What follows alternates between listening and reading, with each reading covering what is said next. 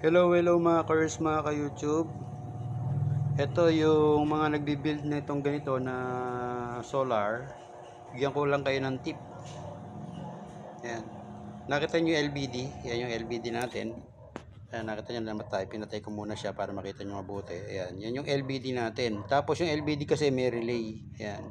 Tapos pagka nag-switch on yung relay, mag-switch on ng 12 volts, di ba?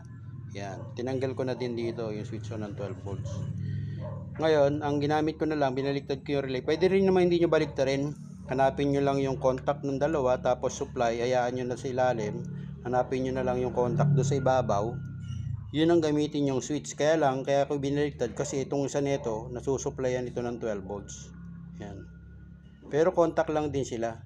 Kaya lang nasusuplayan ng 12 volts. Kaya binaliktad ko siya para ang makukuha ko lang contact point.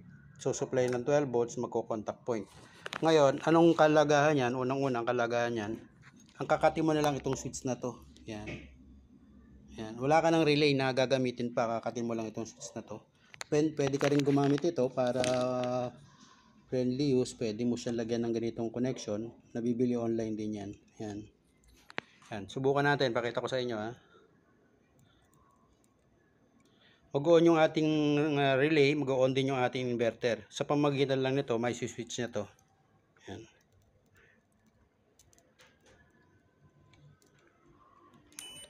Yan. Nakita nyo, mandar na yung electric fan. Mandar na rin yung ating inverter.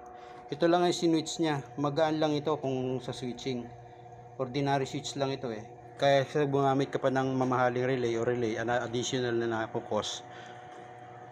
At nagkukonsume pa yung relay ng voltage. Yan, wala na. Kundi itong relay lang mismo, original lang LBD. Yun ang gagamitin mo. Yan. Makakatipid ka sa kuwan. Ikaw na magpalago pa ng kaalaman. Yan. Ganyan lang siya. Thank you and God bless.